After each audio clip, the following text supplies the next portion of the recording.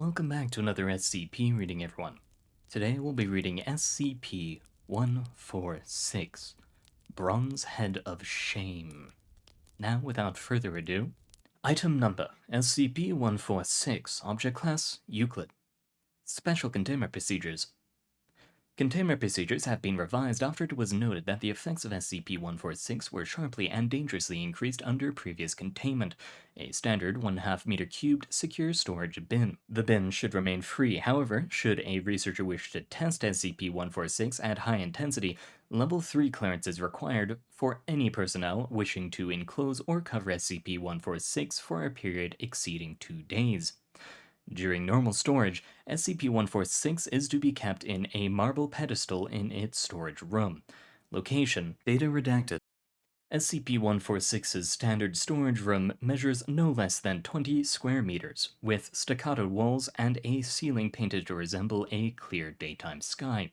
The room is to be kept well lit, full daytime equivalent, at all times, furnished with an assortment of potted plants which must be tended to daily, and decorated in the style of the late Republican period of Rome, circa 120 to 80 BCE. Experimentation with different interior styles has shown that SCP-146 seems to prefer this arrangement and to have aesthetic preferences consistent with the aristocracy of Rome from this era. While this containment is standard, researchers with clearance level 2 or higher may experiment with different containment settings in order to modify the effects of SCP-146. While SCP-146 is non-motile and therefore requires little security itself, personnel entering its containment area or handling it in any way must not make eye contact with SCP-146. Any attempts to cover SCP-146 in order to prevent eye contact is prohibited, as this has been shown to increase SCP-146's effect at an unprecedentable rate.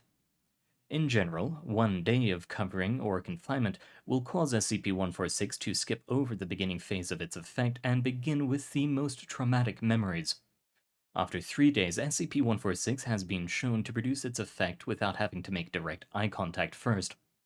After 7 days, the effect of SCP-146 is both far more intense and no longer confined to subjects within SCP-146's field of vision. Researchers in an adjacent room were affected, and one was permanently data redacted. Permission to experiment beyond 7 days is denied by order of O5 Command. Blinders and decorative screens are available for personnel who must enter SCP-146's containment area for maintenance. Description: SCP-146 is a hollow bronze head, apparently a fragment of a complete statue or bust, depicting a crowned young woman or perhaps an effeminate young man. The head exhibits severe verdigris over much of its surface. The crown of SCP-146 is inlaid with silver decorations, and its eyes, the apparent source of SCP-146's effects, are beaten silver shined to be mildly reflective. To date, SCP-146 has not exhibited any signs of movement, but its reaction to certain decor in its containment area indicates that it may possess a degree of sentience, if not outright sapience. If SCP-146 is able to communicate, it has not yet done so.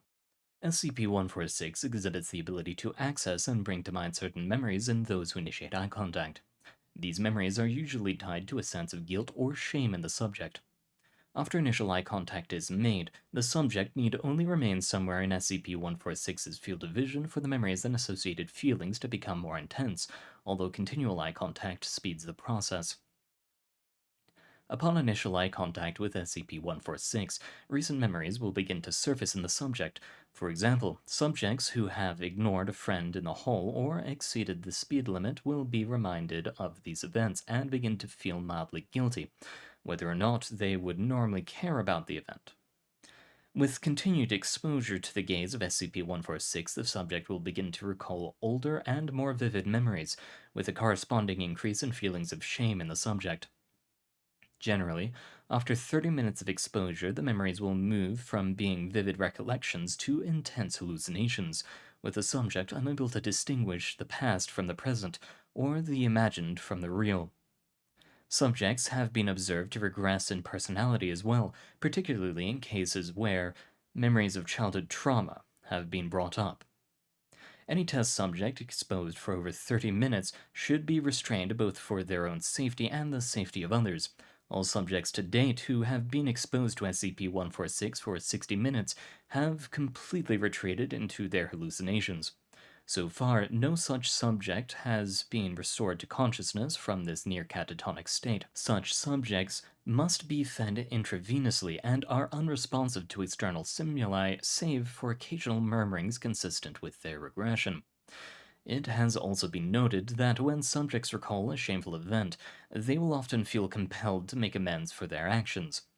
This is not generally a problem in the case of minor offenses and has in some cases led to greater unity among the staff. However, problems arise when the subject cannot make amends, either because the offended party cannot be contacted or because the transgression is somehow irredeemable. Sometimes the subject will put forth renewed positive efforts in order to balance out their guilt.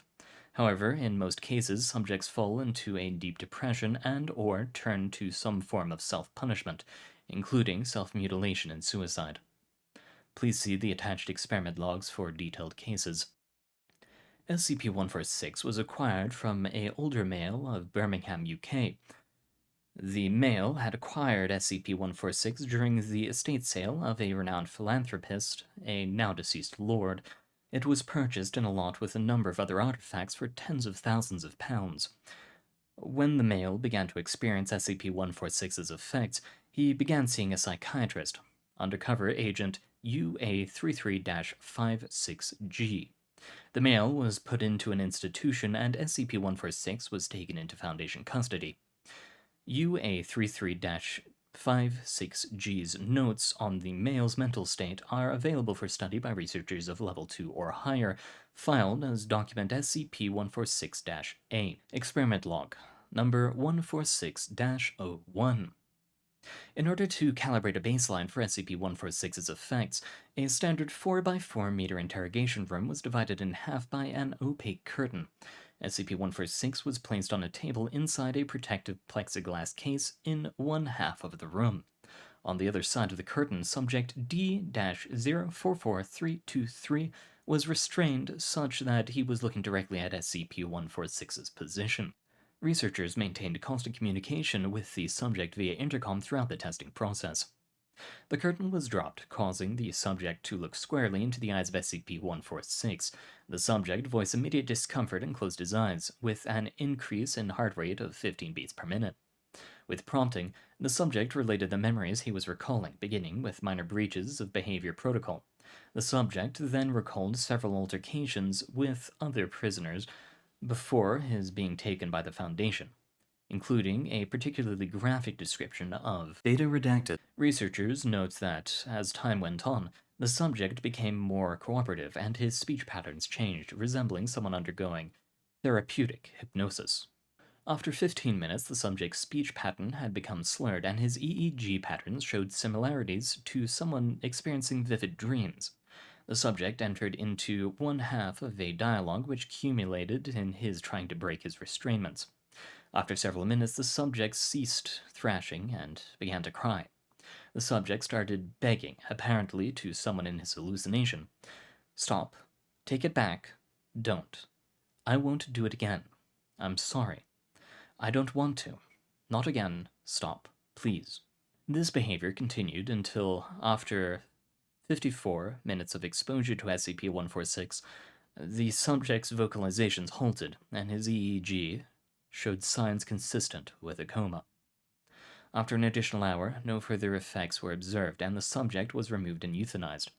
Post-mortem examination of his brain noted abnormal levels of data redacted, which the on-site neurologist described as indicative of data redacted.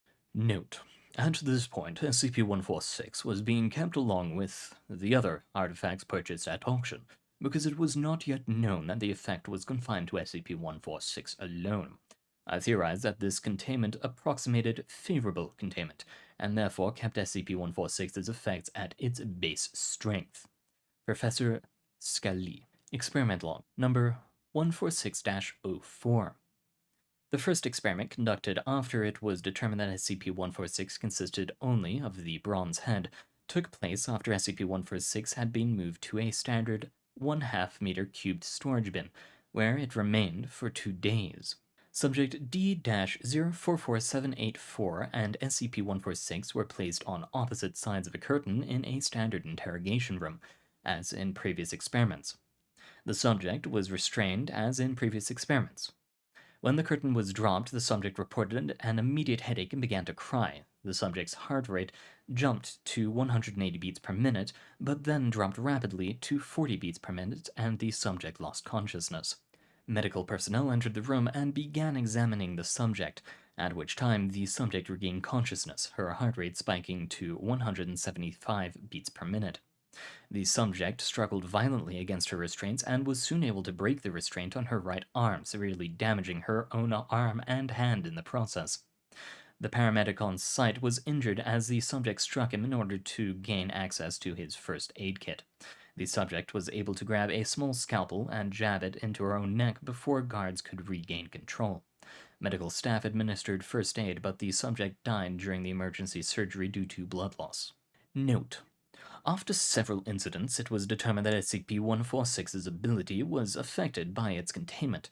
Anyone wishing to do further research must take this into account, as even brief accidental exposure could prove harmful.